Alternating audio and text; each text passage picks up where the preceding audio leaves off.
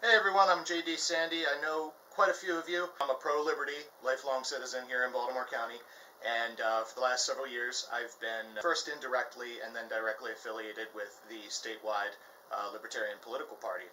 On April 29th this year, I went to the statewide convention and sought nomination endorsement by the state party for a pending run for a state delegate seat representing the 42nd District here in Maryland, which is much of Baltimore County, for next year, the 2018 election. And I did, in fact, receive their nomination. It was by unanimous vote that day. And I got to tell you, that was a great day. I've never been so full of pride and joy, I think. To know that I had secured the endorsement and the nomination of a statewide party that is now over 20,000 voters strong was staggering. Me personally, I'm just pro-individual liberty. And I don't itemize fringe issues. You'll come to find that out about me if you haven't already soon. And that's not going to change regardless of political affiliation. We've been all over the state of Maryland together this year and towards the end of last year. We've spent countless hours in conversation, publicly and privately, and we've done a lot of work together, reaching out to everyday working Americans, just like ourselves, all over the state. People care about their livelihoods, and they care about their communities. They want real, practical solutions to the problems that threaten our liberty and our livelihoods in our communities. And so do I. And the people want practical leadership. The fact is, the rebel yell of the more radical members of the Libertarian political party just isn't winning its way into representation in our communities. Partly because in order to enact the best changes for our communities, we have to embrace actual practical solutions that make sense to the people in our communities. Reduction in government requires pragmatic cuts over time, rather than immediate elimination of whole entities, whole structures that have stood in place for a very long time. Everyday people know this. So do I. I'm not a guy who's here to offer impractical solutions, my friends. And ultimately, my loyalty is to the people. The people of Baltimore County, the people in Legislative District 42B, and the people in the state of Maryland. Having spent months and countless hours reviewing citizens' responses to the pressing issues in local communities, and having given tremendous consideration to viewpoints of how to best advance liberty and how to add to the betterment of the lives of those in my community, this community right here, where I'm filming from, where I was born, where I was raised, and where I have made a life for myself, I have come to a necessary decision regarding my pending political campaign here in Baltimore County. And I want you all to know I've made this decision for you. I've made it for our communities. And most importantly, I've made it for the sake of our liberty.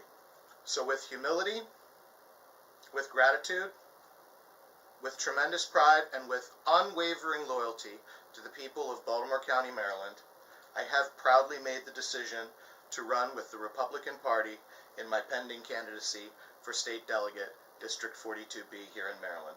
We need folks in public representation who believe in lessening taxation, lessening regulation, maximizing individual liberty. Essentially, we need true liberty-minded individuals' office. And Republicans in Baltimore County have an extensive history of getting proactive work done within our communities. Issues of ending the welfare state, including fighting Section 8 expansion, as well as combating the surveillance state here in Maryland, of which I've spoken on countless occasions, fighting the many times failed red light and speed light camera programs. They're embraced by liberty-minded citizens here in Maryland every single day. They're embraced by the Republican Party in Maryland every single day. A third platform I advocate of enacting term limits for representative officials across the board is not so much a partisan issue as it is an issue of integrity in our leadership, and it's an issue I intend to push and pursue. We must address the most important issues concerning everyday folks right here in Baltimore County. I intend to work for the people, and it has become clear to me that the people have spoken, and this is the best way to enact real change in our communities. Marylanders know the importance of less taxation. They know the importance of less government interference and regulation, and the greatest individual freedom. My hope is that I continue to support your efforts to advance liberty throughout Baltimore County and in our great nation that you will support my efforts to advance liberty alongside strong Republican leadership who will work diligently for the betterment of our local communities. And that's what I'm here to offer. When it comes to local issues here in Baltimore County, I feel strongly that Republican solutions, right here, right now, make the most sense.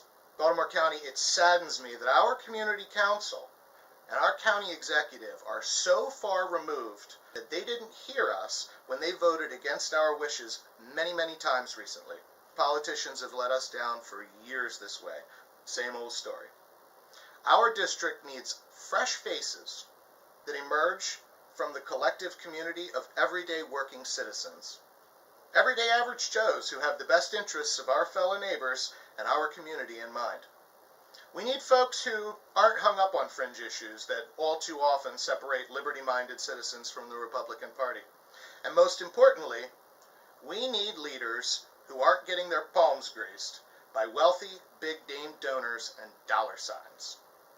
I believe to the core that I am the man for this job, and I will serve our best interests, those of liberty, of property, and of our livelihoods, with due integrity, respect, and with vigor.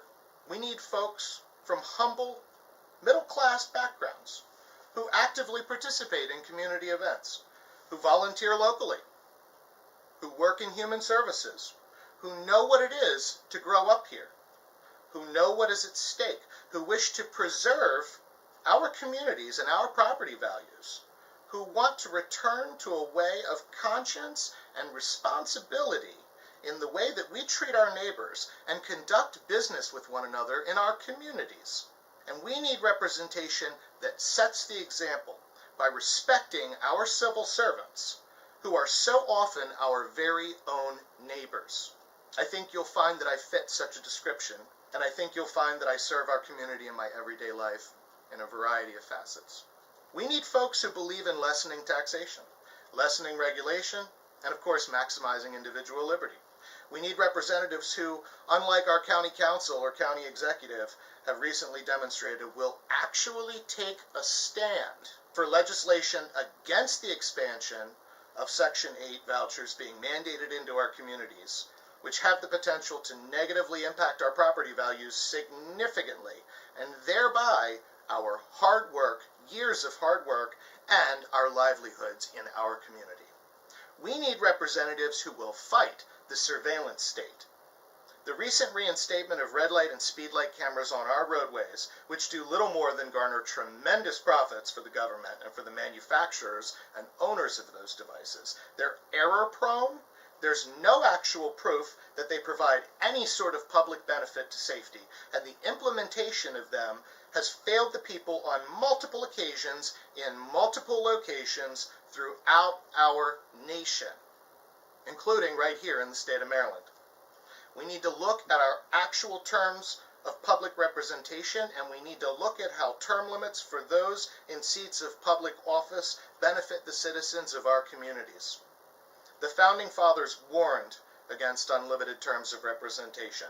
Congress is a great example of how career politicians tend to disappoint those that they are appointed to represent. These are all platforms with which you are undoubtedly quite familiar. So I look forward to working with you as we move into the election year, next year in 2018. And I have many opportunities, I hope, to give you a first-hand look at who I am, what I have to offer, and why I am a proud member, supporter, and advocate of the Republican Party and liberty-minded leadership for the community we share. Because the fact is, we are the winning team. I hope to be of service to you. Hope to continue to see many of you out in the community over the next year. I'm here for you. I'm available to you, and I always have been. It is my sincere honor to be a proud member of the grand old party in the greatest nation, under God, indivisible, that there has ever been. Thank you, all of you. God bless you.